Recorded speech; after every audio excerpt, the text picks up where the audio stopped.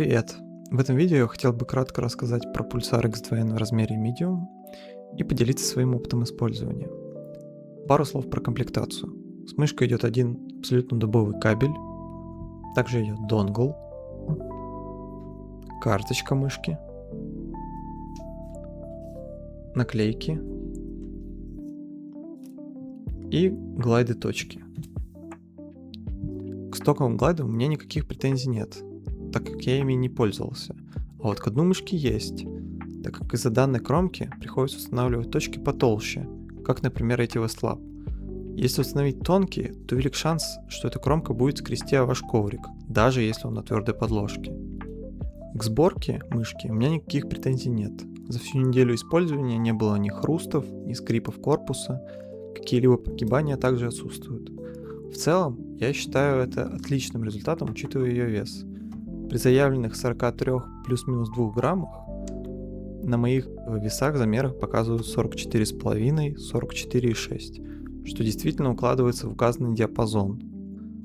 Центр масс мышки по ощущениям располагается ровно в месте сенсора. Устойчивое состояние принимается, если взять его пальцами в районе передней части задней боковой кнопки. Если перевернем, то видим, что сенсор оказывается ровно на линии между пальцами. Я считаю, что это отличная балансировка. Тут же можно заметить, что сам сенсор смещен слегка вперед. При моем обычном хвате он оказывается на одной линии с большим пальцем. Что касается формы и размеров мышки, то по форме это по сути увеличенная ТК Duckbill, который, согласно Elo Shapes, по силуэту полностью совпадает с мини-версией этой же мышки. Для моей 19 на 10 см ладони эта форма понравилась больше, чем форма Duckbill. Да, плавно переходящий горб больше заполняет основание ладони, однако под расслабленный коготь мышка ложится практически идеально. При агрессивном когте упор переходит в основание под большим пальцем и увеличивается нагрузка на мизинец, поскольку ему приходится больше удерживать мышку. Однако, если вы вдруг играете 1-3-1, то талия мышки отлично позволяет фиксировать ее в ладони при таком хвате. Основные кнопки также исполнены на достойном уровне. Они имеют под собой оптические микроки Pulsar, и несмотря на то, что имеют небольшой pre-travel,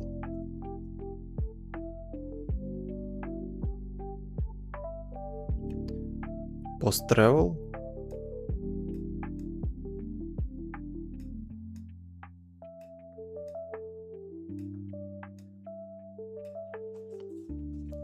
и небольшой side travel,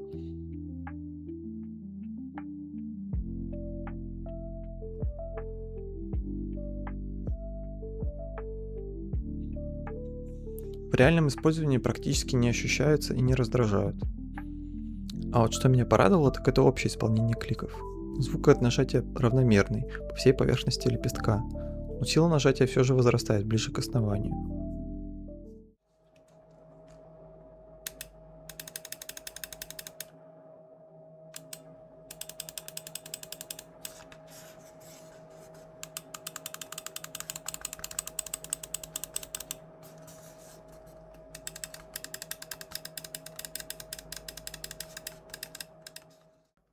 Боковые кнопки очень четкие и звонкие, в моем случае передние особенно, однако они имеют небольшой pre- и post-travel.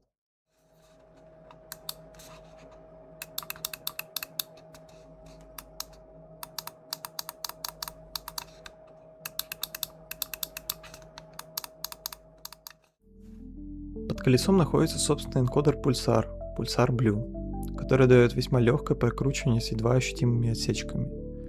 В моем случае колесо немного бренчит, особенно при прокручивании вперед, но все же не настолько, чтобы я не смог к этому привыкнуть. Сам клик же весьма приятный, не слишком легкий и не слишком тяжелый.